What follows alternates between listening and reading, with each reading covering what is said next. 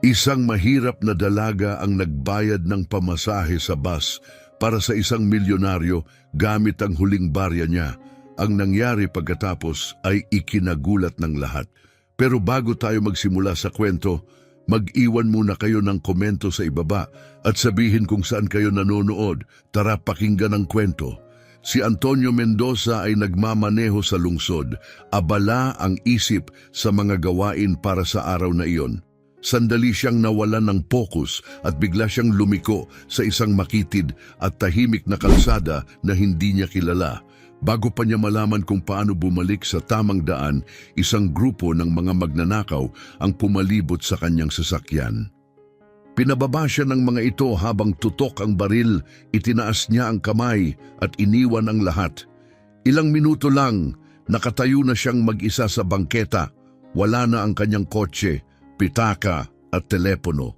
Mabilis ang tibok ng puso niya habang iniintindi ang nangyari. Pero isang bagay ang malinaw, wala siyang magawa at walang paraan para makauwi.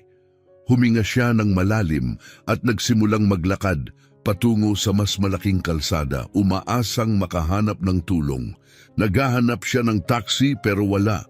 Wala rin siyang telepono para makatawag. Ang tanging option niya, ang bus. Hindi kalayuan may isang dalaga na nagngangalang Carmen na naghihintay sa hintuan ng bus. Pagod na pagod siya sa mahabang araw ng trabaho sa isang maliit na kainan. Ang tanging nais niya ay makauwi, magpahinga at makatulog. Pagdating ng bus, binilang niya ang natitirang barya at ibinigay ito sa driver bago umupo sa likod. Umupo si Carmen sa tabi ng bintana, ipinikit ang mata at huminga ng malalim. Pero naputol ang kanyang kapahingahan nang marinig niya ang tinig mula sa unahan. "Sinabi ko na sa iyo, sir, walang bayad, walang sakay," mariing wika ng driver. Napadilat si Carmen at tumingin. Sa may pintuan ay isang lalaking mukhang gusgusin at tensyonado, para bang may masamang nangyari. "Nanakawan ako," paliwanag ng lalaki. "Kinuha nila ang telepono ko, pitaka, lahat. Kailangan ko lang makauwi." Tahimik pero ramdam ang pagkabigo, ngunit malamig ang tugon ng driver. Palagi na lang ganyan, walang pamasahe, walang sakay. Pumikit si Antonio, pilit pinapakalma ang sarili. Hindi siya sanay sa ganitong sitwasyon. Karaniwan, isang tawag o isang swipe ng card, ayos na lahat. Pero ngayon, wala siyang magawa. Biglang tumayo si Carmen. "Ako na ang magbabayad ng pamasahe niya," sabi niya, ng malakas para marinig ng lahat. Tahimik ang buong bus. Napatitig si Antonio sa kanya na parang hindi makapaniwala. Hindi niya inasahan na may tutulong, lalo na isang estranghera. Nagtagpo ang kanilang mga mata. Walang pagdadalawang isip si Carmen, wala ring hinihinging kapalit. Gusto lang niyang tumulong. "Hindi mo kailangan gawin ito," mahina ngunit tapat na sabi ni Antonio. "Tapos na," sagot ni Carmen habang iniaabot ang barya sa driver. "Sumakay ka na bago siya magbago ng isip." Napilitan si Antonio na umupo sa loob. Habang umaandar ang bus, napatingin siya pabalik kay Carmen. Sino siya? Sa mundo niya, bihira ang kabutihang walang kapalit. Pero ang babaeng ito, hindi man lang siya kilala at tumulong ng walang hinihingi. Nang bumaba si Carmen sa kanyang hintuan, nagsalita si Antonio. "Salamat, malaki ang naitulong mo sa akin." Ngumiti si Carmen. "Lahat tayo minsan kailangan ng tulong." At tuluyan siyang nawala sa dilim ng gabi. Hindi man niya alam ang pangalan ng babae, alam niyang hinding-hindi niya ito malilimutan. Habang bumibiyahe ang bus, nakatanaw si Antonio sa labas. Isa siya sa pinakamayayaman sa lungsod, ngunit ngayon, isang dalagang may pagod na uniforme at kaunting barya ang siyang nagligtas sa kanya. Para kay Carmen, maliit lang iyon, isang simpleng kabutihan. Pero para kay Antonio, higit pa iyon sa lahat ng yaman na meron siya. Ang pagbabalik niya sa kanyang gusali ay pakiramdam niya'y iba. Walang kotse, walang telepono, walang kontrol. Tanging katahimikan at kaba. Paglapit niya sa pasukan, nagtaka ang gwardiya. "Mr. Mendoza?" Ayos lang po ba kayo? Ngumiti ng bahagya si Antonio. Medyo mahirap lang ang araw, Ricardo. Maaari mo ba akong papasukin? Bagamat naguguluhan, binuksan ng gwardya ang pinto ng walang tanong. Pagdating sa marangyang penthouse, lumubog si Antonio sa sopa at ipinikit ang mga mata. Pero kahit napapaligiran ng ginhawa, tila malayo ang pakiramdam niya. Ang kanyang araw-araw na schedule, mga meeting, marangyang buhay, parang wala itong saysay ngayon. Ang naiisip lang niya ay ang dalagang iyon sa bus. Samantala, sa kabilang bahagi ng lungsod, si Carmen ay naghahanda na para sa panibagong araw ng trabaho. Naninirahan siya kasama ang ina sa isang simpleng tahanan. Mula nang pumanaw ang kanyang ama, siya na ang kumakayod, nagtatrabaho sa isang maliit na kainan at nag-aaral sa gabi. Mahirap, pero kinakaya niya. Lumabas siya, naglakad patungo sa hintuan ng bus at huminto saglit upang malasap ang katahimikan bago magsimula ang abalang araw. Kinabukasan, paggising ni Antonio, isa lang ang nasa isip niya. Kailangan niyang hanapin ang dalaga. Hindi niya maipaliwanag kung bakit pasasalamat, kuryosidad, o baka mas malalim pa. Sa lobby tinawag niya ang gwardya. Ricardo. Yes sir, sagot nito. Kailangan ko ng tulong. May kainan ba malapit sa bus road papuntang downtown? Medyo naguluhan si Ricardo. Particular na kainan sir. Nag-isip si Antonio. Hindi niya alam ang pangalan ng babae, pero tanda niya ang uniforme. Asul ang suot ng staff, tumango si Ricardo. Sige sir, aalamin ko.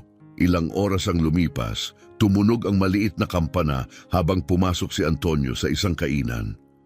Maliit lang ang lugar pero mainit at nakakaaliw. Amoy kape at bagong lutong tinapay. May ilang customer na nag-uusap at abala ang mga staff. Lumapit siya sa counter at tumingin-tingin. At nakita niya siya, si Carmen, nakafocus sa trabaho, nag-aayos ng tray ng kape. Nakangiti si Antonio nang hindi namamalayan. Nang mapansin siya ni Carmen, nanlaki ang mga mata nito. Ikaw, bahagyang tumango si Antonio. Ako, anong ginagawa mo rito? Narito ako para bayaran ng utang ko, sagot niya. Medyo naguluhan si Carmen. Anong utang? Ikaw ang nagbayad ng pamasahe ko kahapon. Kaya narito ako para suklian yon. Umiling si Carmen na may ngiti. Maliit na bagay lang yon. Wala kang kailangang gawin, ngumiti si Antonio. Kung ganun, hayaan mong bilhan kita ng kape. Sandaling nag-alinlangan si Carmen, ngunit pumayag din. Kung iyan ang paraan mo ng pagbabayad, sige. Habang iniinom ang kape, tinanong siya ni Antonio, matagal ka na bang nagtatrabaho dito? 2 taon. At sa labas ng trabaho, ano ang hilig mo? Bahagyang nagbantay si Carmen. Bakit mo gustong malaman? Kuryoso lang ako, sagot niya. Nag-aaral ako ng business administration sa gabi. Balang araw, gusto kong magbukas ng sariling panaderya. Namangha si Antonio. Kahanga-hanga yon. Umiling si Carmen. Pangarap pa lang pero maaabot ko rin. Ngumiti si Antonio. Naniniwala akong magagawa mo. Tumaas ang kilay ni Carmen. Naniniwala ka, kahapon lang tayo nagkakilala. May mga tao kasi na agad mong malalaman, sagot niya. Naguluhan si Carmen sa sinabi niya bago siya tinawag ng kasamahan. Naiwan si Antonio, tahimik na pinagmamasdan siya. Hindi niya lubos maipaliwanag pero may kakaibang kapanatagan sa presensya ni Carmen. Totoo, simple at malayo sa magarbo ngunit hungkag na mundo na kanyang kinagisnan. Ilang araw ang lumipas, bumalik muli si Antonio sa kainan. Parehong amoy ng tinapay, parehong ingay ng tasa, parehong mainit na ambiance. Ngunit ngayon, iba na ang pakiramdam. Hindi lang siya naroon para magbayad ng utang, naroon siya dahil gusto niya. Pero may kakaiba sa pagbisita niyang ito. Baka dahil kay Carmen o baka dahil tila pamilyar na agad ang lugar. Umupo si Antonio sa counter at tahimik na pinagmamasdan ang kilos niya. Ngayon agad siyang napansin ni Carmen. Bumalik ka para magbayad ulit ng utang? Biro niya sabay abot ng kape kahit hindi pa siya umu-order. Napatawa si Antonio. Siguro, pero ngayon ako na ang magbabayad. Cruz ang braso ni Carmen na kunwari nag-aalala. Buti naman, akala ko kailangan kitang sagipin ulit. Napangiti si Antonio. Hindi malabong mangyari. Pero para malinaw, handa ako ngayon. Umiling si Carmen na may ngiti at bumalik sa trabaho. Abala ang kainan, kaya't nagkaroon ng pagkakataon si Antonio na umupo at tahimik na obserbahan. May kakaiba kay Carmen. Ang kilos niya sa likod ng counter. Mabilis, maingat, pero laging may kasamang ngiti. Ibang-iba sa nakasanayan ni Antonio. Nang humupa ang dagsa ng tao, lumapit si Carmen sa counter. May bahid ng kuryosidad sa mata. So, ano ba talaga ang trabaho mo? Tanong niya. Saglit na natigilan si Antonio. Alam niyang ang totoo ay maaaring magbago ng tingin ng dalaga sa kanya, pero pinili niyang maging simple. Nasa hotel business ako, tumango si Carmen. Kaya pala may komento ka tungkol sa kape nung nakaraan. Napangiti siya. Siguro, pinagmasdan siya ni Carmen na parang sinusuri. At bakit mo pinili ang trabahong yan? Huminga ng malalim si Antonio. Dahil iyon na ang nakalatag na daan para sa akin. Pinanganak na akong nakaukit na ang landas. Bahagyang kumunot ang noo ni Carmen. Parang madali pakinggan, pero hindi rin biro ang magpatakbo ng hotel. Ngumiti si Antonio. Hindi nga, pero kung ipinanganak ka sa pamilyang may negosyo na, kadalasan wala ka ng pagpipilian. Tahimik na nakinig si Carmen, pero malinaw sa kanyang mga mata na naunawaan niya ang ibig sabihin. At ikaw, tanong ni Antonio, pangarap mo pa rin bang magbukas ng panaderya? Nagliwanag ang mga mata ni Carmen. Oo, pinakamalaking pangarap ko. Ano ang pumipigil? Napatawa siya ng marahan. Pera, oras, buhay. Pumili ka. Hindi ka mukhang taong madaling sumusuko, sabi ni Antonio. Ngumiti si Carmen. Hindi nga, pero minsan mas matagal lang ang daan kaysa inaasahan. Tumango si Antonio, alam niya ang pakiramdam. Tinawag si Carmen ng kasama. Carmen, table 3. Kumaway siya at nagmadaling umalis. Iniwan si Antonio na muling nakatitig habang siya'y abala. May kapayapaan sa lugar. Walang pressure, walang expectations. Tanging init at katapatan. At sa unang pagkakataon, pakiramdam ni Antonio ay pwede siyang maging siya lang. Walang dapat patunayan. Pagkatapos ng kanyang kape, nagbayad siya at nag-iwan ng malaking tip. Paalis na sana siya nang maramdaman niyang nakatingin si Carmen. Tahimik siyang ngumiti bago lumabas. Babalik siya. Lumipas ang mga araw, naging ritmo na ang lahat. Bawat umaga dumadating si Antonio sa kainan, umuupo sa parehong lugar at umo-order ng kape. Sa una, halos hindi siya pinapansin ni Carmen. Pero kalaunan, napansin na niya parte na si Antonio ng kanyang araw. At unti-unting naging mas madali ang usapan nila, mas pamilyar. Nasasanay na si Carmen sa presensya niya at bagamat ayaw niyang aminin, naghihintay na rin siya rito. Isang umaga habang inaabot ang kape, bahagyang yumuko si Antonio. May oras ka ba? Medyo nagduda si Carmen. Depende. May ipapakita lang ako. Kinuha niya ang telepono at ipinakita ang litrato ng isang hotel sa tabing dagat. Malalaki ang bintana, may mga punong niyog at asul na dagat sa paligid. Nanlaki ang mata ni Carmen. Iyo yan. Technical na ako ang susunod na magpapatakbo, pero oo, isa ito sa mga hinahawakan ko. Tinitigan niya ang litrato. Ang ganda, ngumiti si Antonio. At may kafe sa loob. Umangat ang kilay ni Carmen. Aba, ngayon nakuha mo ang atensyon ko. Napatawa si Antonio. Alam kong magugustuhan mo iyon. Ibinigay ni Carmen ang telepono. Sanay ka na siguro sa mga ganyang lugar. Umiling siya. Lumaki ako kasama ang mga yon, oo. Pero lately nare-realize ko, may mas mahalaga pa. Bahagyang lumapit si Carmen. Ano iyon? Saglit siyang tumigil bago sumagot. Na minsan, ang mga bagay na tunay na mahalaga, hindi nakikita sa luho o pera. Hindi agad nakasagot si Carmen. Iba ang tono ng boses niya, totoo, malalim, at iniwan siyang nagtataka ano nga ba talaga ang pinasok niya. Bago pa makasagot si Carmen, muling napuno ng mga tao ang kainan. Agad siyang bumalik sa trabaho pero may naiwan sa kanyang isip isang kuryosidad tungkol kay Antonio. Parang may hindi tumutugma at nakakapagtaka, nais niyang alamin kung ano iyon. Kinagabihan, matapos ang huling customer at maayos na ang mga upuan, lumabas si Carmen upang huminga ng malamig na hangin. Pagod na pagod siya, gaya ng dati, ngunit iba ang pakiramdam niya ngayon. Hindi niya maipaliwanag. Pagdating sa hintuan ng bus, nakasandal siya sa poste at pumikit sandali. Sarado na ba ang lugar? Biglang tanong ng isang tinig. Napadilat siya at nagulat. Si Antonio nakasandal sa isang kotse na malinaw na hindi iyong ginamit noong siya'y ninakawan. Anong ginagawa mo rito? Tanong ni Carmen. Ngumiti siya. Naisip kong ihatid ka pa uwi ngayong gabi. Nagtiklop ng braso si Carmen. Nagbabayad ka na naman ng utang? Siguro, sagot niya na may ngiti. Saglit siyang pinagmasdan ni Carmen bago bumuntong hininga at binuksan ang pinto ng kotse. Sumakay si Antonio at nagmaneho. Habang umaandar ang kotse sa ilaw ng lungsod, tumingin si Carmen sa kanya. May kutob siyang hindi lang basta customer si Antonio. May mas malalim pa. Upang basagin ang katahimikan, tanong niya, bakit pakiramdam ko dapat tinanggihan ko ang sakay na ito? Ngumiti si Antonio, dahil hindi na ako estranghero? Eksakto, sagot ni Carmen. Pwede kang baliw. Tumawa siya. Kung baliw ako, hindi ko pa ba naipakita iyon? Ngumiti si Carmen. Tama ka, pero hindi ko pa rin alam kung pagkakatiwalaan kita. At paano mo malalaman yon? Nagkunwari siyang nag-iisip. Siguro ilang linggo ng maingat na obserbasyon.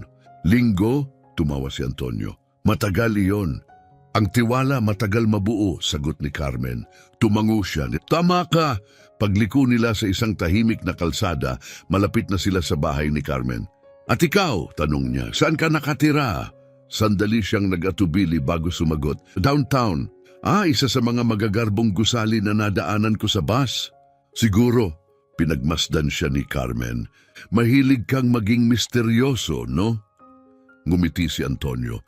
Mas nakakainganyo kasi kung may konting misteryo. Sana hindi iyon misteryong may tinatago, sagot ni Carmen. Umiling si Antonio. Wala, medyo walang kwento lang. Bakit mo sinasabi iyon? Humawak siya sa manibela, maingat sa salita.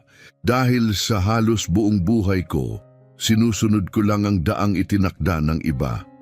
Ginagawa ang inaasahan, hindi ang totoong gusto ko. Hindi man ganap na naunawaan ni Carmen, ramdam niyang tapat ito. Baka oras na para baguhin ang daan, malumanay niyang sabi. Ngumiti si Antonio.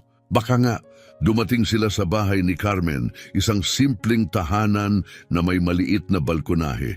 Nagpasalamat siya at bumaba, ngunit sandaling lumingon. Magkikita ba tayo bukas? Sa kainan? Tanong ni Antonio. Saan pa ba? Ngumiti siya.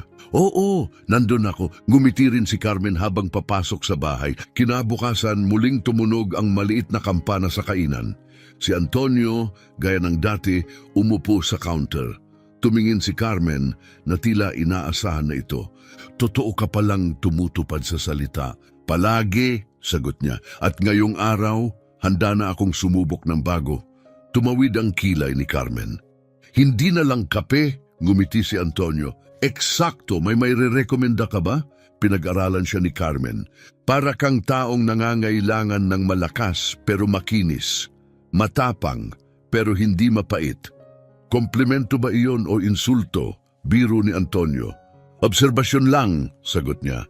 Ibinuhos niya ang kape at iniabot. Tikman mo, uminom si Antonio at humanga. Masarap, ngumiti si Carmen. Alam ko, at muling nagpatuloy sa kanyang trabaho. Habang nakatingin si Antonio sa paligid ng kainan noong araw na iyon, may pakiramdam siyang tama ang lahat. Gusto niya ang lugar, gusto niya ang init, ang kasimplihan, at higit sa lahat, gusto niya si Carmen. May bago at sariwa sa paraan ng kilos niya, sa pakikitungo sa mga tao, at sa kung paanong ang munting mundong ito ay totoo. Malayo sa kinagis ng mundo ni Antonio, na puno ng pulidong ritual at matitigas na mukha, Pero habang lumilipas ang mga araw at patuloy siyang bumabalik, napansin ni Carmen ang ilang bagay na tila hindi nagtutugma. Hindi niya kailanman binanggit kung aling hotel siya nagtatrabaho.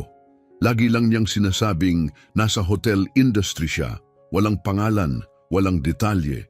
At may mga maliliit na bagay, ang paraan ng paghawak niya ng tasa, kung gaano kaingat niyang inilalarawan ang lasa, at kung paano niya kayang ikwento ang mga lugar na karaniwang nakikita lang sa magasin. Napaisip tuloy si Carmen, sino nga ba talaga si Antonio? Isang hapon, habang pinupunasan ng counter, diretsyong nagtanong si Carmen, hindi mo pa sinasabi kung saang hotel ka nagtatrabaho? Lumingon si Antonio bago sumagot, sa palagay ko hindi naman mahalaga iyon. Sikreto na pala ngayon? Biro ni Carmen. Ngumiti siya ng bahagyang misteryoso. Siguro, mahilig ka talagang maging misteryoso, ano? Sabihin na lang natin na iniiwasan ko ang ilang reaksyon.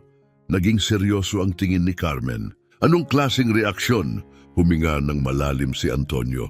Yung mga reaksyong iba ang trato sa iyo pag nalaman nila kung sino ka talaga. Napatingin si Carmen, may kung anong hindi komportable sa sagot niya. Bago pa niya masundan ang tanong, tumunog ang kampana at pumasok ang bagong costumer. Bumaling siya para salubungin ito, pero nanatili ang kutob niya. Mula sa kanyang upuan, pinagmamasdan siya ni Antonio. Alam niyang lalabas at lalabas din ang katotohanan. At kapag nangyari iyon, baka masira ang lahat. Kinagabihan habang naglalakad pa uwi, may napansin si Carmen. Isang mamahaling kotse ang nakaparada sa isang tahimik na kalsada. Naging kuryoso siya at bahagyang bumagal ang lakad. At may lumabas mula rito, si Antonio. Hindi niya siya nakita. Abala siya sa pag-uusap sa isang lalaking nakasuot ng mamahaling suit. Pareho silang seryoso at malinaw na kumpiyansa at may kapangyarihan si Antonio. Napatingin si Carmen mula sa malayo. Hindi tugma ang larawang ito sa lalaking nakilala niya. Ang Antonio na sumakay ng bus, nagbiro sa kanya, nagsabing boring ang buhay. Ibang-iba sa lalaking nakikita niya ngayon, pulido, matalim, may impluensya. May kumirot sa loob ni Carmen. Niloko ba siya nito? Nagkamali ba siya sa pagtitiwala? Sinubukan niyang iwaksi ang pakiramdam pero nanatili ito at lalo pang tumindi habang lumilipas ang mga araw. Sa mga sumunod na umaga, pilit na nagkikilos normal si Carmen. Pero sa loob-loob niya, hindi niya maalis ang pagdududa. Sino nga ba talaga si Antonio? Nang pumasok siya muli sa kainan, pinagmamasdan siya ni Carmen ng mabuti. Pareho ang itsura, kaswal na damit, banayad ng ngiti. Pero may kakaibang presensya. Isang kumpiyansa na hindi tugma sa isang taong simpleng nabubuhay. Magandang umaga, bati ni Antonio habang umuupo sa paborito niyang upuan. Umaga, sagot ni Carmen neutral habang ginagawa ang kape niya. Parang seryoso ka ngayon, sabi ni Antonio. Nag-iisip lang, sagot niya. Tungkol ba sa magandang bagay? Tanong niya. Nagkibit balikat si Carmen. Hindi pa sigurado, pinagmasdan siya ni Antonio. Matutulungan ba kita? Nagatubili si Carmen. Pagkatapos, binitiwan ang tanong na matagal nang bumabagabag sa kanya. Sinabi mo na nasa hotel industry ka, di ba? Oo. So, anong pangalan ng hotel? Hindi nagulat si Antonio. Sa halip nag-iba ang ngiti niya, parang inaasahan niya ang sandaling ito. Bakit mo tinatanong? Kuryoso lang, sagot niya. Dahan-dahan siyang huminga bago sumagot. Mendoza Hotels. Natigilan si Carmen. 2 beses siyang napakindat, alam niya ang pangalang iyon. Ang Mendoza Hotels ay isa sa pinakamalalaking luxury hotel chain sa bansa. Elegant, eksklusibo, elite. Ang uri ng brand na makikita sa mga glossy magazines at travel shows. Hindi iyong basta nababanggit lang na nagtatrabaho ka sa Mendoza Hotels? Tanong niya, pilit nililinaw. Oo, sagot ni Antonio, tinitigan niya ito. At ano mismo ang ginagawa mo roon? Humigop muna siya ng kape bago sumagot. Isa ako sa mga may-ari na bigatan ng katahimikan sa pagitan nila. Lumubog ang tiyan ni Carmen. Biglang nagkakonekta ang lahat, ang mga detalye, ang paraan niya magsalita, ang kotse na nakita niya. Hindi pala siya ganap na nagsabi ng totoo. Bakit hindi mo agad sinabi? Mahina niyang tanong. Tiningnan siya ni Antonio seryoso. Dahil ayokong makita mo ako sa ibang paraan. Gusto kong makilala mo ako bilang ako lang. Hindi ang apelido, hindi ang titulo. Kinagat ni Carmen ang labi. May kakaibang bigat ang katotohanan kahit hindi siya lubos na nagulat. Hindi naman nagbabago kung sino ka, sabi niya matapos ang maikling katahimikan. Hindi nagbabago ako, sagot ni Antonio, pero nagbabago kung paano ako tinitingnan ng mga tao. Nagtiklop ng braso si Carmen, mas matatag ang tinig. Kaya inisip mong iba ang trato ko sa'yo kung nalaman ko? Bahagyang kumambyo ang balikat ni Antonio. Hindi ako sigurado, pero ayokong ipagsapalaran. Walang imik si Carmen, sandali. Pagkatapos ay mahina niyang sinabi, "Tama ka, ngayon na alam ko. Iba na ang tingin ko sa'yo." Maingat na pinanood siya ni Antonio, sinusubukang basahin ang kanyang ekspresyon. "Anong ibig mong sabihin?" Mahinahong tanong niya. Napabuntong hininga si Carmen. "Basta maraming naipapaliwanag, yung mga bagay na parang hindi kailanman nagtugma." Tiningnan niya si Antonio ng seryoso. "Pumupunta ka rito araw-araw na parang ito lang ang kapehan sa buong syudad. Pero ang isang kagaya mo, pwede namang magpunta sa mga pinakamagarang kafe." Bahagyang ngumiti si Antonio. "At sino bang nagsabing hindi ito isa sa pinakamagandang kafe?" Napakurap si Carmen, tila nabigla.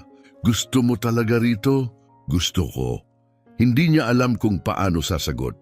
Bago pa siya makapagsalita muli, tinawag siya ng isa pang empleyado upang tumulong sa isang order. Tumango siya at lumakad palayo, ngunit ang isip niya ay nasa ibang lugar.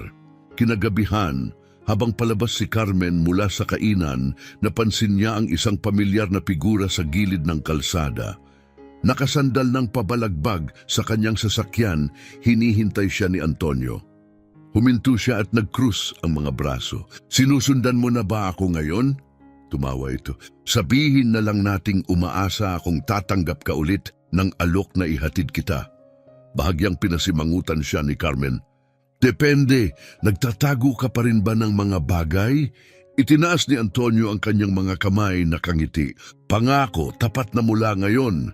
Tiningnan siya ni Carmen ng ilang segundo, nag-isip at saka napabuntong hininga at binuksan ang pinto upang sumakay.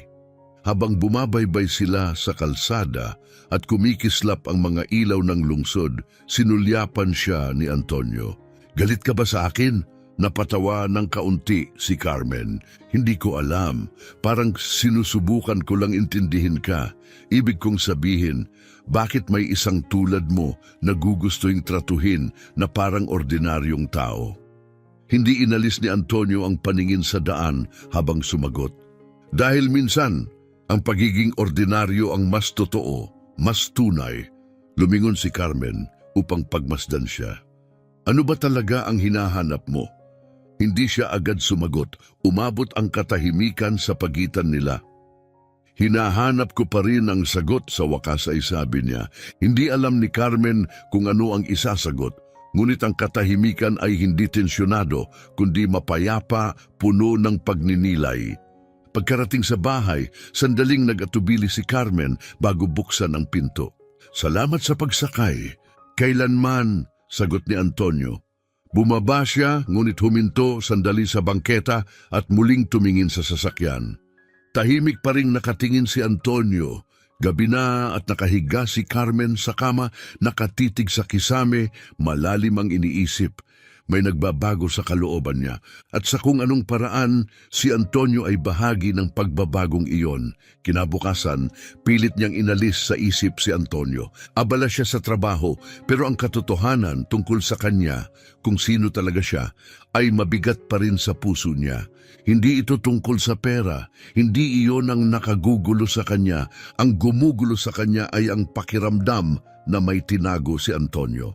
Pag-uwi niya, napansin ng kanyang ina ang kanyang pananahimik. Ayos ka lang ba, anak? Tanong nito habang umuupo sa tapat niya. Napabuntong hininga si Carmen at napaupo. May nakilala ako. Tumaas ang kilay ng kanyang ina. At problema yon? Ewan ko, hindi siya yung inakala ko. Ngumiti ang ina niya na parang may alam. Nagsinungaling ba siya sa'yo? Hindi naman talaga, may mga bagay lang siyang hindi sinabi. Ngayon, hindi ka sigurado kung mapagkakatiwalaan mo siya? Tumango si Carmen. Nagbuhos ng tsa ang kanyang ina at itinulak ito sa kanya. Anak, hindi palaging masama ang pagtatago ng ilang bagay.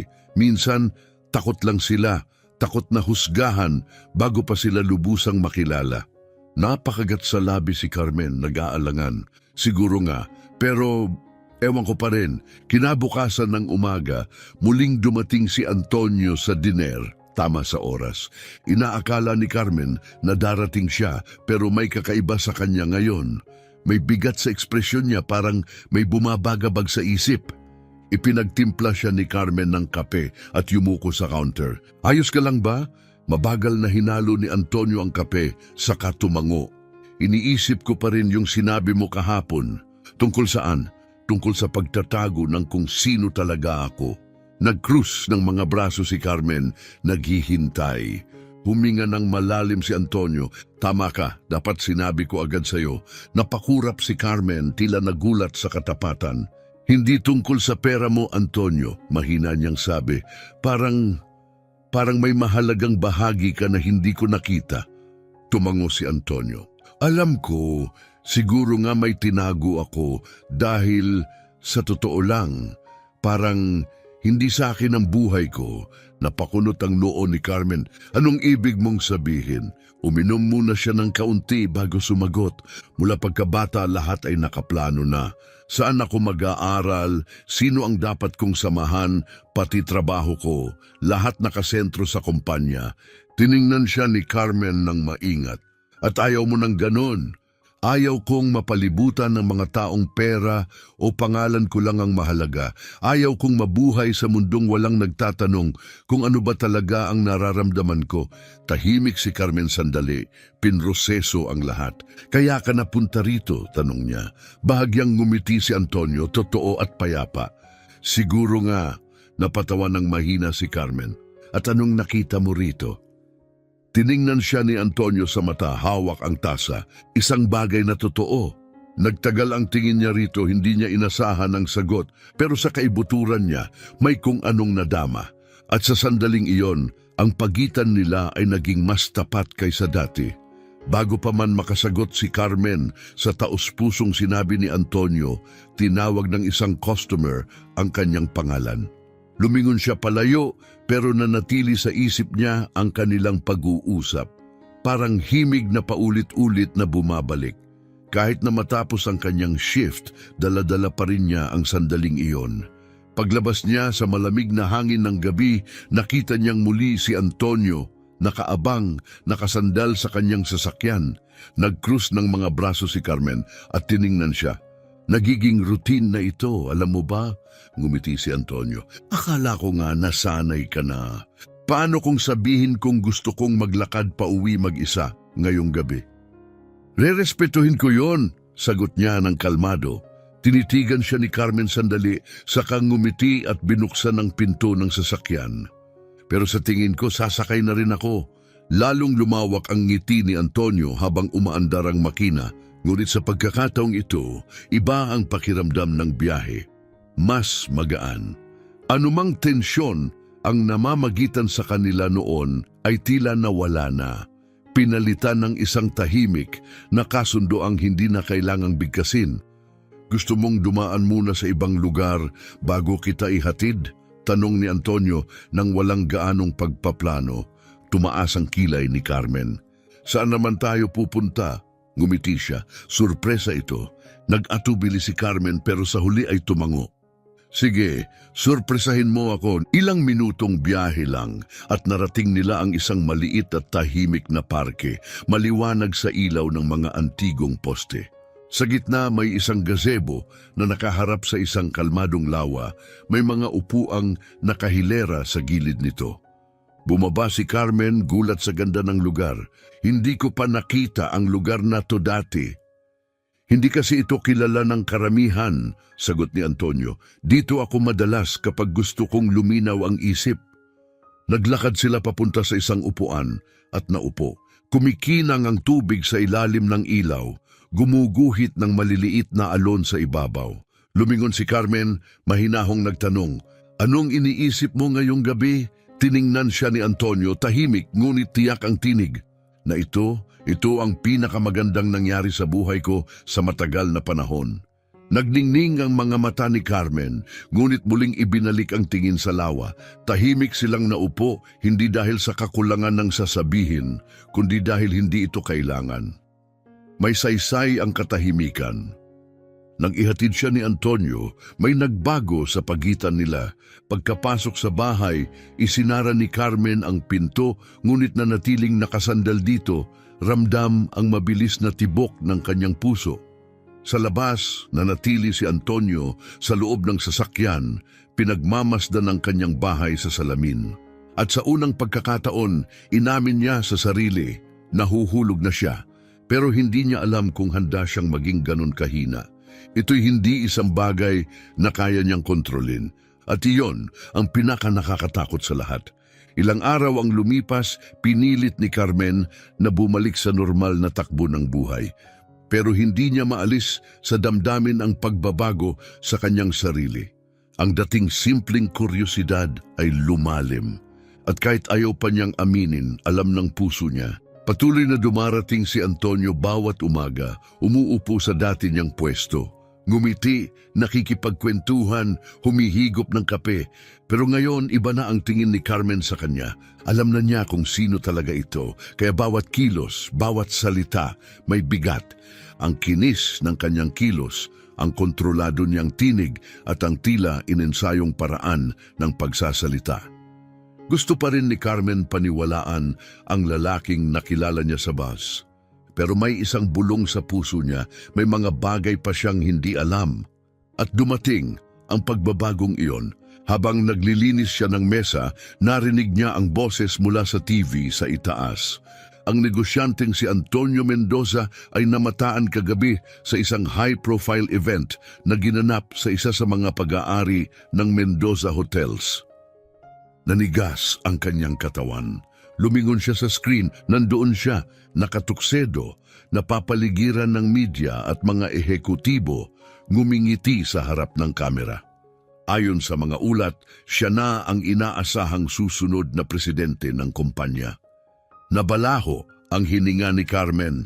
Ang lalaking sinabing gusto ng ibang landas ng katahimikan ay nasa sentro pala ng lahat.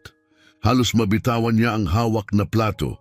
Wala siyang nagawa kundi tumitig. Sinabi niyang gusto niya ng ibang buhay.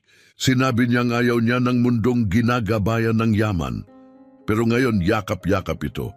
Kaya kasinungalingan lang lahat, bulong niya. Carmen, tawag ng katrabaho pero parang malayo ang tinig. Hindi siya tumugon. Naguluhan ang isip niya. Tahimik niyang inalis ang apron, iniwan sa counter at lumabas ng kainan. Kailangan niya ng sagot. Ang paglalakad patungo sa hotel ay tila walang katapusan. Bawat hakbang mas mabigat. Pagdating sa napakalaking gusali, parang nasa ibang mundo siya. Salaming makintab, gintong palamuti, mga empleyadong nakadesigner na uniforme. Hindi ito ang mundong kinagisnan niya. Lumapit ang gwardya. Paano ko kayo matutulungan, ma'am? Kailangan ko makausap si Antonio Mendoza. Naningkit ang mata ng gwardya. Abala po si Ginoong Mendoza sa ngayon. Sabihin mong narito si Carmen, git niya. Makikilala niya ako. Nagatubili ito, saka nagsalita sa radyo. Matapos ang ilang palitan ng salita, tumango ang gwardya at pinadaan siya. Pwede na po kayo pumasok. Pumasok si Carmen sa lobby, mabilis ang tibok ng puso. Kumikintab ang marmol sa sahig, kumikislap ang mga chandelier. Lahat ng tao roon ay parang nararapat maliban sa kanya. At sa kanya ito nakita, bumababa si Antonio sa grand stairway, nakasuot ng napakaayos na suit. Iba ang dating, malayo, mas matalim ang tindig, At nang makita siya, bumagal ang hakbang nito. Nanlaki ang mga mata. Carmen, anong ginagawa mo rito? Nag-cross siya ng braso, pinipigilan ng damdamin. Ako dapat ang nagtatanong niyan. Naguluhan ang mukha ni Antonio. Anong ibig mong sabihin? Nakita kita sa TV kagabi, matatag niyang sinabi. Sa isang sosyal na event, pinag-uusapan ang pamumuno mo sa kumpanya niyo. Humawak sa ulo si Antonio, malalim ang buntong hininga. Hindi niya ito itinanggi. At doon, tuluyang bumulusok ang puso ni Carmen. Nagsinungaling ka sa akin, Carmen. Mababa ang tono ng boses ni Antonio at masinsing nakatitig sa kanya. Napakunot ang noo ni Carmen. Hindi ako nagsinungaling sa'yo. Talaga? Aniyang mapanghamon. Paliwanag mo nga kung bakit ka nandoon sa event kagabi matapos mong sabihing ayaw mong maging bahagi ng mundong yon. Tahimik si Antonio, tila naghahanap ng tamang salita.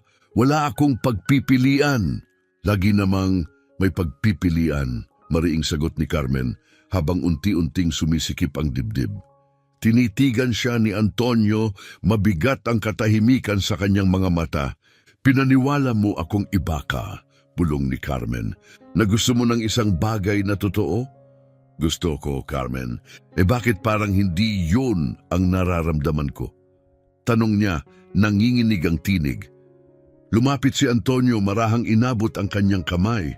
Pakiusap. Pakinggan mo muna ako. Pero umatras si Carmen, iniwas ang kanyang kamay. Nagtiwala ako sa iyo, Antonio, basag ang boses niya. Ngayon, pakiramdam ko, isa lang akong hangal. Nakita ni Antonio ang takot na baka tuluyan na niya itong mawala. Huwag kang umalis. Hindi ako nababagay sa mundo mo, Antonio. Sa tingin mo ba, ako nababagay doon? Tanong niya, halos pabulong. Pumatak ang luha sa mga mata ni Carmen. Hindi ko na alam kung anong paniniwalaan ko. At sa isang iglap, tumalikod siya at lumabas ng hotel. Iniwan si Antonio sa gitna ng marangyang lobby. Mag-isa at walang kasiguraduhan kung paano niya aayusin ang lahat. Pero isang bagay ang sigurado siya, hindi niya kayang mawala si Carmen. Gabing iyon, naupo si Carmen sa porch, nakayakap ang tuhod sa dibdib, nakatingin sa mga bituin. Tahimik na lumapit ang kanyang ina at umupo sa tabi niya. Gusto mong pag-usapan? Mahinahong tanong nito. Napabuntong hininga si Carmen. Akala ko iba siya. Bahagyang ngumiti ang kanyang ina. Baka nga iba siya, pero lahat ng tao nagkakamali. Umiling si Carmen. Paano kung hindi siya naging tapat mula sa simula? Nag-isip sandali ang ina niya bago sumagot. Anak, hindi laging panlilin lang ang dahilan ng pananahimik. Minsan, takot lang sila. Takot mahusgahan o takot mawalan ng isang bagay na hindi pa nga nila hawak. Hindi agad sumagot si Carmen. Maaring tama ang ina niya, ngunit kahit ganoon, hindi pa rin nawala ang pagdududa. Samantala sa kabilang panig ng syudad, mag-isa si Antonio sa kanyang opisina sa itaas ng hotel. Tinitingnan niya ang lungsod. Sa labas ng bintana, nagniningning ang mga ilaw sa dilim, pero wala itong dalang kapayapaan. Matagal na siyang naghahanap ng isang bagay na totoo, isang bagay na lampas sa luho at inaasahan ng kanyang apelyido. At nang makita na niya ito, pinakawalan pa niya. Hindi na niya papayagan yon. Magdamag siyang nanatili ron. Nagtatype at nagde-delete ng mga mensaheng hindi niya maipadala. Ano ba ang sasabihin niya? Paano niya mapapatunayang totoo ang naramdaman niya? Sa unang pagkakataon sa buhay niya, naligaw siya. Lumipas ang mga araw, patuloy ang takbo ng buhay, ngunit hindi madali. Binaon ni Carmen ang sarili sa trabaho, pilit nililimot ang puwang na iniwan ni Antonio. Sa kabilang banda, lubog naman sa meetings at tungkulin si Antonio, pero walang saysay ang lahat. Hindi siya makapag-concentrate, hindi siya makatulog. Bawat umaga sa diner ay tila kulang. Wala si Carmen sa likod ng counter, walang ngiting sumasalubong, walang banter na nakasanayan. Pinipilit ni Carmen na ang pagkawala ni Antonio ay walang epekto sa kanya. Pero alam niya sa sarili may epekto ito. Malaki. Miss na miss niya ito. Ang tawa niya, ang pakikinig niya, ang paraan ng pagtitig na parang siya lang ang mahalaga. Pero hindi niya kayang muling buksan ang puso para sa isang taong may isang paa pa rin sa ibang mundo. Alam ni Antonio, hindi sapat ang salita. Kung gusto niyang patunayan na seryoso siya, kailangan niya itong ipakita. At may isa lang siyang paraang naiisip. Gabi iyon nang magdesisyon siya, isang desisyong magbabago ng lahat. Iiwan niya ang kumpanya, hindi lang para kay Carmen, kundi para sa sarili niya. Tapos na siya sa pamumuhay na hindi kanya. Kinabukasan, kaharap niya ang kanyang ama sa isang pribadong silid. Gusto ko nang lumabas, anya. Napatitig ang kanyang ama. Biro ba to? Hindi. Tapos na ako. Umiling ito, may halong inis. Akala mo ba ganun lang kadali ito? Alam kong kaya ko, sagot ni Antonio matatag. Humilig ang ama niya sa upuan, sinusuri siya. Dahil lang sa babaeng yon. Hindi ito tungkol sa kanya, sagot ni Antonio. Tungkol ito sa akin at sa gusto ko sa buhay. Ito ang itinatag natin. At tinatapon mo lang? Hindi ko to itinayo. Minana ko lang. At hindi kailanman naging akin. Matagal ang katahimikan, napabuntong hininga ang kanyang ama. Sigurado ka ba sa ginagawa mo? Tiningnan siya ni Antonio, walang pag-aalinlangan. Sa unang pagkakataon, oo, sigurado ako. Samantala, sinusubukan pa ring mag-move on si Carmen. Inilibing niya ang sarili sa trabaho, pero wala pa ring saysay. Lalo na't ang pwesto sa counter ay nanatiling bakante. Lalo na't ang bawat customer ay paalala ng nawala. Habang pauwi siya at dumaan sa isang tindahan, may nakita siyang nakadisplay, isang dyaryo. At sa harapan nito, malaki at kapansin-pansin ang headline, Antonio Mendoza, nagbitiw sa Mendoza Hotels, isang panibagong simula. Nanlamig ang kanyang katawan, dinampot niya ang pahayagan, binasa ang bawat linya. Bawat salita ay tila kulog sa dibdib niya. Ginawa niya ito. Iniwan niya ang lahat para sa kanya, para sa sarili niya, para sa pagkakataong mabuhay ng totoo sa wakas. Paulit-ulit na binasa ni Carmen ang artikulo. Hindi siya makapaniwala. Iniwan ba talaga ni Antonio ang kumpanya? Mabilis ang tibok ng puso niya habang umuukil-kil sa isip ang headline. Hindi lang ito basta desisyong pang negosyo. Hindi pwedeng ganun lang. Ginawa ba niya ito para sa kanya? Bago pa man siya makapagdalawang isip, kinuha niya ang kanyang telepono at nag-type ng mensahe, Antonio, kailangan nating mag-usap. Halos agad ang sagot, sabihin mo kung saan at kailan.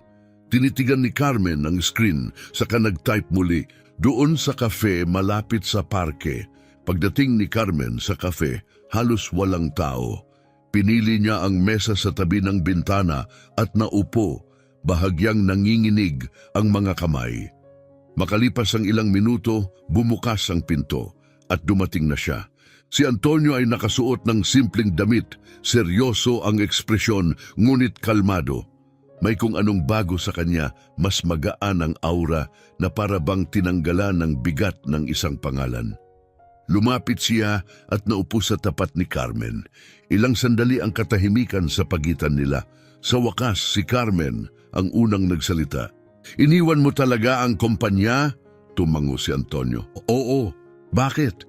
Tiningnan siya nito ng walang pag-aalinlangan. Dahil hindi yon ang buhay na gusto ko, napalunok si Carmen. At anong gusto mo? Huminga ng malalim si Antonio, dahan-dahang nagsalita. Gusto kong bumuo ng isang bagay na may saysay, isang bagay na akin, na refleksyon ng kung sino talaga ako. Pinagmasdan ni Carmen ang kanyang mukha. Wala ni kaunting yabang, wala ni isang bakas ng pagpapanggap. Tanging katapatan ang nakita niya. At ako? Mahina niyang tanong. Bahagyang yumuko si Antonio, lumapit ng kaunti.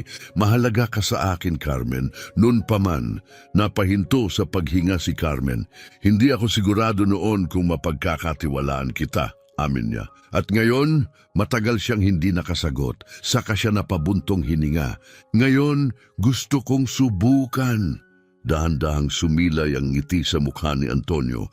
Hindi kita bibiguin. Tumango si Carmen. Sa sandaling iyon, may nabago sa pagitan nila. Hindi na sila mga estrangherong nagtagpo lang. Sila'y may binubuong bago, isang bagay na totoo. Lumipas ang mga araw, tahimik ngunit puno ng posibilidad. Patuloy ang kanilang ugnayan, walang pagmamadali, walang pilit. Parang paglalakad sa isang bagong landas, maingat, hakbang-hakbang. Gusto ni Carmen na maniwala sa pagbabago ni Antonio at sa kanyang pagkabigla, tila totoo nga ito. Mas grounded si Antonio, mas naroroon siya, hindi lang pisikal kundi emosyonal. Ngunit may maliit na bahagi pa rin kay Carmen na nag-aalangan. Maaari nga bang magbago ang isang taong lumaki sa karangyaan? Isang hapon, habang naglilinis siya ng mesa, napansin niyang may sasakyang huminto sa harap ng dinner. Si Antonio, pumasok siya at dumiretso sa counter. Akala ko naligaw ka na, biro ni Carmen habang nilalagyan siya ng kape. Ngumiti si Antonio. Mahirap kalimutan ang pinakamahusay na kape sa buong syudad. Napatawa si Carmen, bahagyang nakasandal sa counter. Anong pinagkakaabalahan mo ngayon? Hinalo ni Antonio ang kanyang kape. May bago akong proyekto. Tumaas ang kilay ni Carmen. Bagong proyekto? Oo, plano kong magbukas ng hotel, pero hindi tulad ng Mendoza Hotels. Maliit lang, mas personal. Isang lugar na mainit, tapat, totoo. Nagulat si Carmen. Sanay ka sa 5 bituin. Ngayon gusto mo ng maliit? Tumango si Antonio, walang pag-aalinlangan. Gusto kong maging makabuluhan ito. Gusto kong ipakita kung sino na ako ngayon. Tinitigan siya ni Carmen. At saan mo gustong itayo ito? Uminom si Antonio bago sumagot. Sa isang maliit na baybaying bayan, doon kami madalas magbakasyon ng mga magulang ko nung bata pa ako. Hindi mo pa nabanggit yun dati. Akala ko wala lang yun hanggang ngayon. May kumislot sa puso ni Carmen. Hindi lang siya nagbabago, nagbago na siya. At paano mo balak simulan ang lahat ng ito? Tumitig si Antonio sa mga mata niya. Sana maging bahagi ka. Napakurap si Carmen. Anong ibig mong sabihin? Matagal mo nang pangarap ang sariling panaderya, di ba? Lumapit siya ng bahagya. Bakit hindi natin ito ilagay sa loob ng hotel ko? Napapitlag ang puso ni Carmen. Totoo yan? Buong buo. Nanatili siyang tahimik. Hindi niya kailanman inisip ang ganong posibilidad. Hindi ko pa naisip yan. Siguro panahon na para isipin mo. Ngumiti si Antonio. Gusto kong tayo ang bumuo nito, magkasama. Gabing yon halos hindi makatulog si Carmen. Umiikot sa isip niya ang mga sinabi ni Antonio. Panaginip ito, ang sariling panaderya bagong simula. Pagkakataong bumuo ng isang bagay na totoo. Ngunit nakakakaba rin. Paano kung hindi ito magtagumpay? Paano kung lalo lang silang masaktan? Ngunit sa kalaliman ng katahimikan, may maliit na tinig na bumulong sa kanya. Baka sulit ang panganib. Kinabukasan, pumasok si Carmen sa parehong kafe kung saan sila muling nagtagpo. Nandoon na si Antonio naghihintay. Pagkaupo niya sa harap nito, tiningnan siya ni Antonio. May pag-asang tahimik sa kanyang mga mata. Napag-isipan mo na ba ang alok ko? Huminga ng malalim si Carmen, sinigurong buo ang loob. Tiningnan niya ito at ibinigay ang kanyang sagot. At napakagatlabi si Carmen, pero unti-unting sumilay ang ngiti sa kanyang mukha. Tinatanggap ko.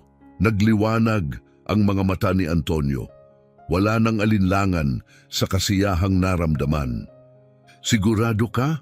Sigurado ako, sagot ni Carmen, matatag ang tinig, pero gusto kong gawin ito sa paraan ko.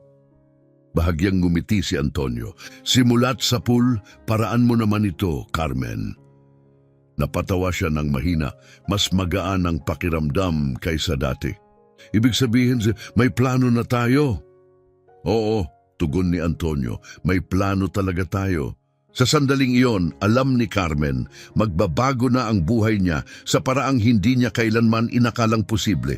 Hindi na ito basta pangarap, ito'y totoo na. Lumipas ang mga araw, puno ng pagpaplano, desisyon at pananabik. Isinubsob nila ang sarili sa proyekto, binuo ang bawat detalye ng hotel at panaderya na magiging puso nito. Pinili nila ang isang baybaying bayan nasa pagitan ng mga bangin at simoy ng dagat, isang lugar na tila nag-aalok ng pangalawang pagkakataon.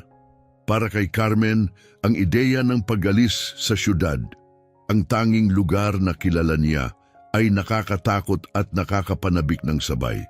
Ngunit tuwing tinitingnan niya si Antonio, tuwing nakikita ang liwanag sa mga mata nito, unti-unting naglalaho ang takot. Iba na si Antonio ngayon, mas magaan, mas masaya, mas nakatuon.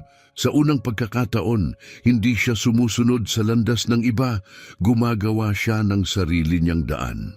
Isang gabi, nakaupo sila sa tabing dagat, nakakalat ang mga papel at plano sa harap nila, buhangin sa sapatos. Magtatagumpay ito, buong tiwalang sabi ni Antonio, nakatingin sa abot tanaw. Yumakap si Carmen sa tuhod niya, ngumiti sa kumpiyansa ng kanyang tinig. Ang sigurado mo naman, oo, at dapat maging sigurado ka rin, dahan-dahan siyang huminga. Parang masyadong maganda para maging totoo. Bakit? Tanong ni Antonio, lumingon sa kanya. Dahil hindi ko inakalang magkakaroon ako ng ganitong pagkakataon. Marahang hinawakan ni Antonio ang kamay niya. Deserve mo to, Carmen. Lahat ng to, pinaghirapan mo to. Tiningnan niya ito sa mata at sa unang pagkakataon, pinaniwalaan niya ito ng buong buo. Sana lang magtagumpay talaga. Magiging maayos to, sagot ni Antonio, tahimik pero puno ng paninindigan. At kung hindi man, aayusin natin magkasama. Tumango si Carmen at sa sandaling yon, naniwala siya. Kinabukasan, bumisita sila sa mismong lote ng kanilang proyekto. Isang malawak na lupa, malapit sa dagat, may nakatayong lumang mansyon, pagod na ang itsura, puno ng kasaysayan. May kwento ang lugar na to, sabi ni Carmen, habang pinagmamasdan ng lumang inscription at mga baging sa pader. Kaya gusto ko itong buhayin, ani Antonio. Hindi palitan, ngumiti si Carmen. Magandang ideya yan. May naisip ka na bang pangalan para sa panaderya? Tanong ni Antonio. Nag-isip si Carmen sandali. Saka siya ngumiti, alam na alam niya ang sagot sa puso niya. La Dolce Vita, tumaas ang kilay ni Antonio tuwang-tuwa. The Sweet Life? Tama, tumango si Carmen. Dahil yan ang gusto kong maging kahulugan nito. Ngumiti si Antonio, malawak at masaya. Kung ganon desidido na tayo, may pangalan na ang pangarap mo. Habang unti-unting umuusad ang proyekto, nagbago rin ang takbo ng kanilang buhay. Pinagsabay ni Carmen ang trabaho sa cafe at ang mahabang oras sa construction site. Kasama siya sa lahat mula pagpili ng tiles hanggang layout ng panaderya. Si Antonio naman, inasikaso ang renovation ng hotel, maayos ang schedule, tapat sa bawat detalye. Sa unang pagkakataon, may binubuo silang tunay, magkasama, tahimik. Araw-araw lalong lumalim ang ugnayan nila. Hindi lang nahulog si Carmen kay Antonio, nahulog siya sa lalaking nagbabago sa harap ng kanyang mga mata. Isang lalaking hindi na nagtatago sa likod ng apelyido. Isang malamig na gabi, naglalakad sila sa baybayin, magkahawak kamay. Maitim na ang langit, kumikislap ang mga bituin sa ibabaw ng alon. Bigla siyang huminto, hinarap si Carmen. Bakit? Tanong niya, naguguluhan. Nag-atubili si Antonio, hinahanap ang tamang salita. Alam mo ito, itinuturo niya ang pagitan nila. Hindi lang ito tungkol sa hotel. Tumigil ang tibok ng puso ni Carmen. Anong ibig mong sabihin? Ibig kong sabihin, simulat sa pool, ikaw talaga to. Nagpigil ng luha si Carmen. Hindi ako magaling sa mga salita, dagdag niya. Pero kailangan mong malaman. Binago mo ang lahat para sa akin. Pumikit si Carmen, ninamnam ang emosyon. Ganon din ang nararamdaman ko, bulong niya. Ngumiti si Antonio, kung ganon, mangako ka sa akin. Ano yon? Na pag dumating ang hirap, hindi ka lalayo. Nilunok ni Carmen ang buhol sa lalamunan. Pangako. At sa sandaling yon, sa ilalim ng bituin at alon, alam niyang nasa tamang lugar siya. Lumipas ang mga linggo, mabilis ang progreso ng proyekto. Hindi kailanman naramdaman ni Carmen ang ganitong koneksyon sa isang bagay. Bawat brick, bawat kulay, bawat desisyon, lahat ay totoo. Ginugol niya ang mga oras sa mga arkitekto, tinatapos ang plano para sa panaderya. Si Antonio naman tutok sa hotel, sinisigurong maayos ang lahat. Sa wakas, may binuo silang totoo, magkasama. Ngunit tulad ng palagi, may dumating na pagsubok. Isang umaga habang abala si Carmen sa pagsasaayos ng mga papel sa pansamantalang opisina malapit sa site, pumasok si Antonio. Iba ang ekspresyon nito, seryoso, matindi. Unti-unting nawala ang ngiti ni Carmen. Anong problema? Hindi siya nag-aksaya ng oras. May problema tayo. Anong nangyari? Agad na tanong ni Carmen, agad na umambon ng pag-aalala sa kanyang mukha. Iniabot ni Antonio ang isang nakatiklop na ulat, mabigat ang ekspresyon. Kakarating lang ng ulat mula sa construction company, nagdoble ang gastos. Nanlaki ang mga mata ni Carmen. Anong ibig mong sabihin nagdoble? Itinuro niya ang isang bahagi sa dokumento. Mas luma pala ang gusali kaysa inakala natin. Hindi matibay ang pundasyon. Kailangang patibayin ito na nangangahulugan ng mas mahabang oras at mas malaking gastos. Binasa ni Carmen ang ulat habang unti-unting sumusuray ang kanyang sikmura. Pero may budget na tayo, na plano na ang lahat, tumango si Antonio. Alam ko, pero may mga ganitong bagay talaga. Hindi natin ito nakita. Huminga ng malalim si Carmen, sinusubukang manatiling kalmado. Kung ganon, anong gagawin natin ngayon? Sumandal si Antonio sa mesa. May ipon ako. Sapat para punan ang kulang. Pero kung gagamitin natin yon, kailangan nating ipagpaliban ng pagbubukas. Tinitigan siya ni Carmen. Paano kung bawasan natin ang design? Trim down ng konti? Umiling si Antonio. Hindi. Ayokong bawasan ang pangarap natin. Pinlano natin ito ng buong puso. Dapat ito pa rin yon. Napahagod si Carmen sa kanyang buhok, nag-iisip kung ganon ipagpaliban natin. Nagulat si Antonio. Sigurado ka? Oo, matatag ang boses niya. Mas pipiliin kong maghintay at gawin itong tama kaysa piliting tapusin at kulang ang pakiramdam. Dahan-dahang ngumiti si Antonio. Yan ang isa sa pinakahinahangaan ko sa'yo. Tumaas ang kilay ni Carmen. Ano yon? Yung pasensya mo, yung paninindigan mong gawin ang tama. Bahagyang ngumiti si Carmen. Siguro natututo na rin akong magtiwala sa proseso. Hinawakan ni Antonio ang kanyang kamay. Magkasama tayo rito. Tumango siya, at sa sandaling iyon, nawala ang lahat ng pagdududa. May binubuo silang totoo, isang bagay na sulit hintayin. Dumating ang mga hamon, nag-umpisa ng lumaganap ang bulong-bulungan sa bayan, na baka hindi na raw talaga magbubukas ang hotel. Iba naman ang sabi, isa lang daw itong vanity project ng isang mayamang lalaki. Pero hindi na tinag sina Carmen at Antonio. Araw-araw silang nandoon, bantay sa bawat yugto ng konstruksyon, at unti-unti, bato sa bato, pangarap sa pangarap, umuusbong ang hotel at gayon din ang panaderya. Sinimulan ni Carmen ang pagtikim at eksperimento ng mga resipe sa maliit na kusinang hiniram nila. Ginawa niyang puno ng init at puso ang menu. Isang hapon, pinatikim niya kay Antonio ang isang cake. Ang sarap nito, sabi niya habang ngumunguya. Sinasabi mo yan sa lahat, tumawa si Carmen. Kasi lahat talaga ng gawa mo, masarap, ngumiti si Antonio. Ako ang magiging number 1 customer mo. Tiningnan siya ni Carmen ng may init. Alam mo, hindi ko inakalang ganito ang magiging takbo ng buhay ko. Ako rin, sagot ni Antonio habang inabot ang kamay niya. Pero masaya ako na ganito nga, nagningning ang mata ni Carmen. Ako rin, at sa sandaling iyon lahat ng hirap ay naging sulit. Pero ang buhay hindi nauubusan ng pagsubok. Isang hapon, habang inaayos ni Carmen ang mga muebles sa panaderya, napansin niyang naglalakad-lakad si Antonio sa isang sulok, hawak ang telepono at masama ang pakiramdam. Bakit? Tanong niya. Nag-atubili ito bago nagsalita. Tatay ko, tumawag. Kailangan daw niya akong makausap, agad, nakunot ang noo ni Carmen. At pupunta ka ba? Kailangan ko, mahinang sagot niya. Kailangan kong malaman kung anong gusto niya. Marahang ipinatong ni Carmen ang kamay sa braso niya. Basta, mag-iingat ka. Hinaplos ni Antonio ang mukha niya. Hindi na ako babalik. Sana nga, mahina niyang bulong.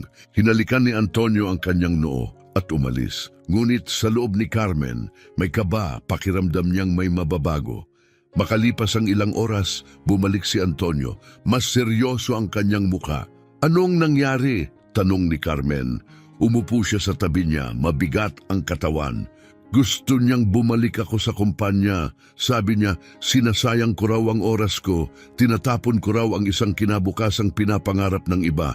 Nanginig ang pakiramdam ni Carmen. At anong sinabi mo? Tinitigan siya ni Antonio. Sinabi kong hindi ako babalik. Nabigla si Carmen. Sigurado ka? Tumango siya. Pinili ko ang buhay na ito. Pinili kita. Nanubig ang mga mata ni Carmen. Naniniwala ako sa iyo. Yumakap si Antonio, mahigpit, at sa katahimikang yon, walang makakabuwag sa koneksyon nila. Lumipas ang mga araw. Natapos na ang huling bahagi. Halos handa na ang hotel at panaderya. Malapit na silang magbukas. Dumayo si Carmen sa harap ng bagong ayos na gusali. Mabilis ang tibok ng kanyang puso. Kumikinang ang araw sa ibabaw ng dagat, pinipintahan ang langit ng ginto.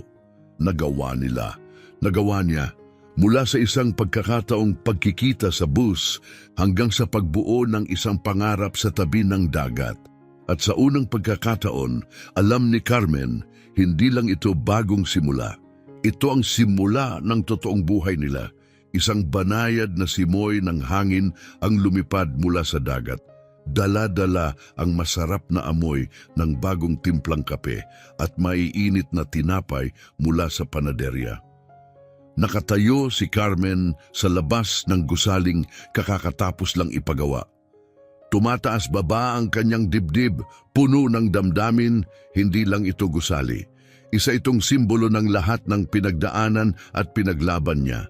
Pero bago tayo magpatuloy, laro muna para sa mga totoong nagbabasa.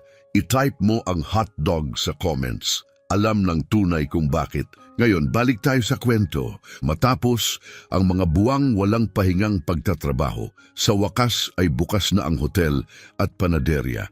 Pumasok si Carmen sa loob, pinagmamasdan ang bawat detalye na siya mismo ang tumulong magdisenyo.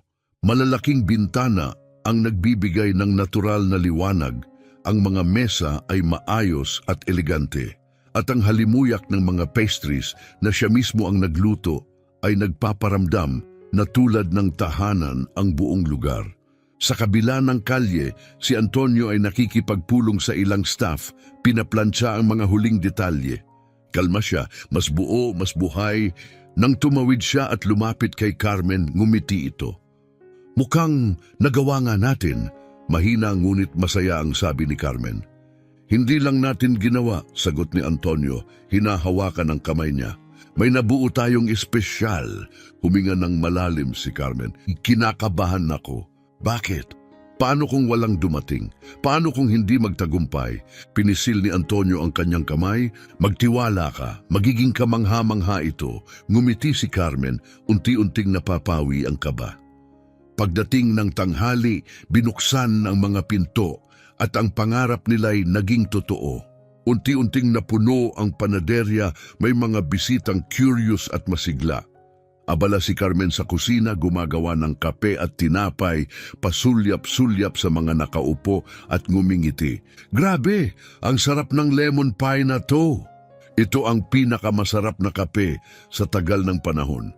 Bawat papuri, parang piraso ng puso ni Carmen ang kinikilala. Samantala, umiikot si Antonio sa hotel, tumatanggap ng bisita, nag-iinspeksyon, inaayos ang problema bago pa ito magsimula. Nang sumilip siya sa panaderya at nakita si Carmen na nakangiti, ngumiti rin siya. Sabi ko sa iyo magiging matagumpay ito, ani Antonio. Baka nga tama ka, tugon ni Carmen. Lagi akong tama. Napailing si Carmen, tumawa. Kinagabihan sa ilalim ng liwanag ng buwan, magkasama silang naupo sa isang mesa sa labas. Magandang simula ito, ani Antonio. Hindi lang basta maganda, sagot ni Carmen. Perpekto, tumingala siya, pinagmamasdan ng dagat. Hindi ko pa rin masapul na nangyari talaga to. Dapat paniwalaan mo, Ginawa mo itong totoo. Lumingon si Carmen. Hindi pa kita talaga napasalamatan. Para saan? Sa paniniwala sa akin. Hinawakan ni Antonio ang kanyang kamay. Hindi ko kailanman tinigilan ang paniniwala sa iyo. Tumibok ang puso ni Carmen. Sa tingin ko, ngayon lang ako naging ganito kasaya. Ako rin. At sa unang pagkakataon sa matagal na panahon, nakadama si Carmen ng tunay na kapayapaan. Kinabukasan, maagang dumating si Carmen sa panaderya. Inaayos niya ang mga upuan, nililinis ang mga counters at sinindihan ang mga kandila sa umaga. Bumukas ang pinto. Si Antonio may hawak na bouquet ng wildflowers. Ano to? Regalo ani Antonio para sa may-ari ng pinakamahusay na panaderya sa Baybayin. Napatawa si Carmen. Sobra ka talaga. Feeling ko, sakto lang. Tinitigan niya ito. Masaya ka ba? Lumapit si Antonio, hinawakan ang mukha niya. Hindi pa ako naging ganito kasaya. Tumibok ulit ang puso ni Carmen. Ako rin. At sa isang halik, mahina, mabagal, nagtagpo ang lahat ng bahagi ng kwento nila sa iisang sandali. Hindi nagtagal, ang hotel at panaderya ay naging puso ng bayan. Dumagsa ang mga lokal tuwing umaga. Sumunod ang mga turista sa halimuyak ng bagong lutong tinapay at hangin ng dagat. Mahal ni Carmen ang trabaho. Mahal niya ang bagong buhay. At mahal niya si Antonio. Si Antonio naman, hands-on pa rin sa hotel. Tinitiyak na bawat bisita ay nararamdamang espesyal at sa bawat ngiti at papuri alam niya pinili niya ang tama. Magkasama nilang binuo ang isang bagay na pangmatagalan. Totoo, pero gaya ng laging gawin ng buhay, dumating muli ang pagsubok. Isang hapon habang inaayos ni Carmen ang mga gamit sa kusina, tumunog ang kanyang telepono. Hindi nakasave ang numero pero tila may humihikayat sa kanyang sagutin ito. Hello? Isang tinig ang nagpahinto sa kanya. Carmen, ang tagal na. Nanigas siya. Roberto? Isang mababang tawa ang sumagot. Narinig kong maganda raw ang panaderya mo. Naalala lang kitang tawagan. Umikot ang sikmura ni Carmen. Roberto, isang bahagi ng nakaraan, puno ng maling pangako at pagkadismaya. Hindi ko alam kung paano mo nakuha ang numerong to. Malamig niyang sagot. Pero huwag ka nang tatawag ulit. Sandali lang, Carmen. Click. Binaba niya ang tawag. Mabilis ang tibok ng puso. Hindi niya kailangan ito. Hindi ngayon. Hindi kailanman. Pagdating ni Antonio sa panaderya, napansin niya ang seryosong mukha ni Carmen. Ayos ka lang ba? Nag-atubili si Carmen. Wala to. Tawag lang na ayoko sana. May nanggulo sa'yo? Sinubukan niyang balewalain, wala namang importante. Ngunit hinawakan ni Antonio ang kanyang kamay.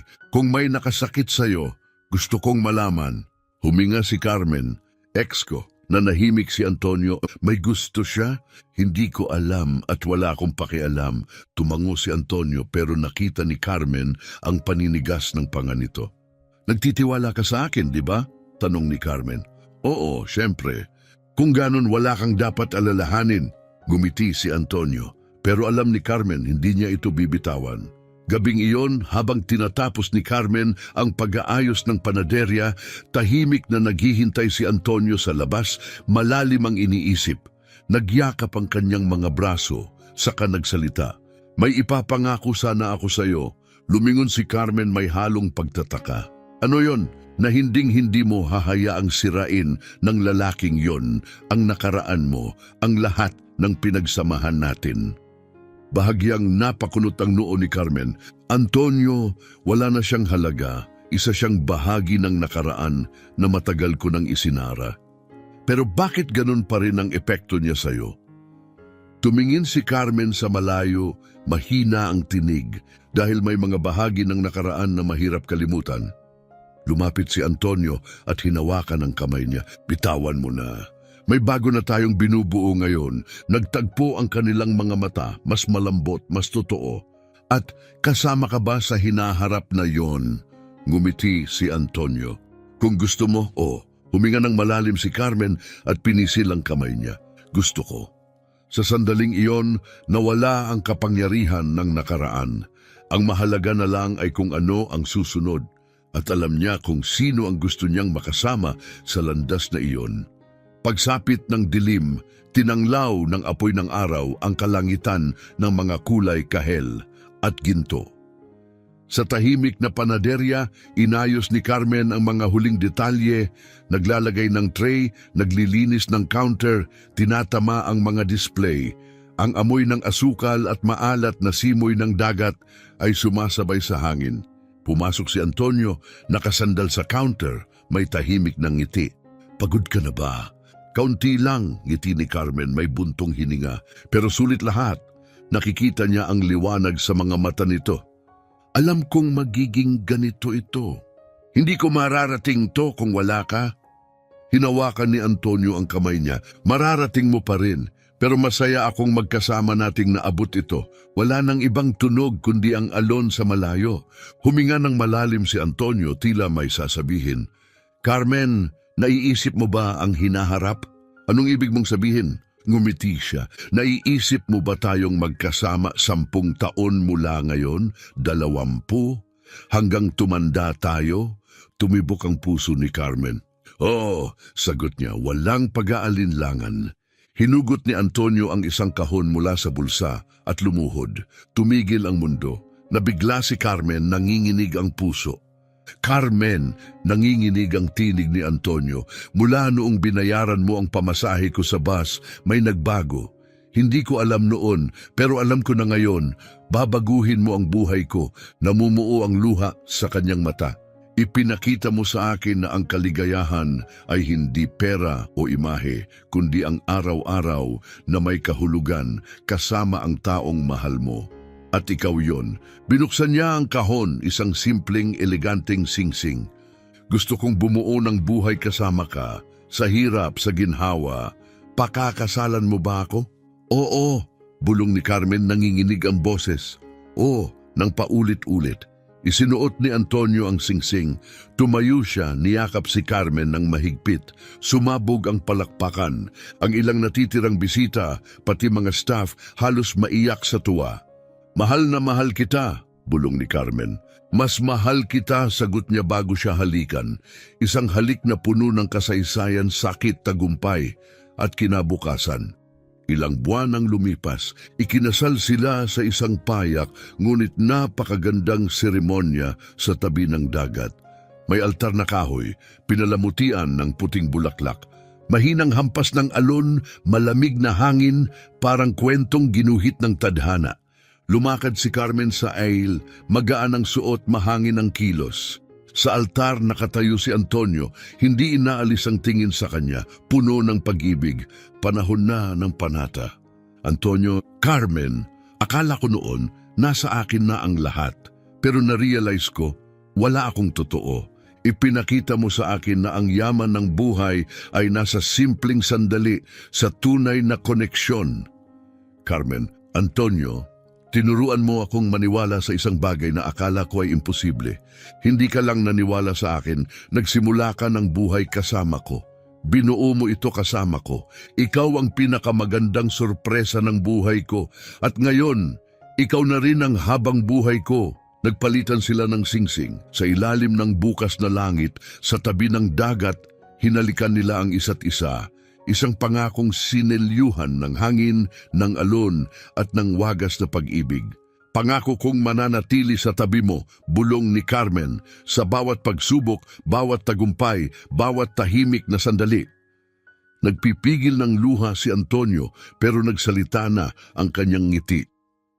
Sa bisa ng kapangyarihang ipinagkaloob sa akin, wika ng opisyal, idinideklara ko kayong mag-asawa.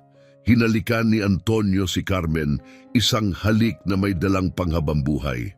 Pumalakpak ang lahat, ang dagat, ang hangin, ang araw, lahat ay saksi. At sa tibok ng kanilang mga puso, alam nilang nandoon sila sa lugar kung saan sila itinadhana. Ano ang masasabi mo sa paglalakbay ni na Carmen at Antonio? I-comment mo ang naramdaman mo habang binabasa ang kwento nila. Gaano mo ito nagustuhan mula 0 hanggang 10? Huwag kalimutang mag-subscribe at itap ang bell icon para sa susunod na kwento ng pag-ibig at inspirasyon. Handa ka na ba para sa susunod na heartwarming story? I-click ang link sa screen. Doon tayo magpapatuloy.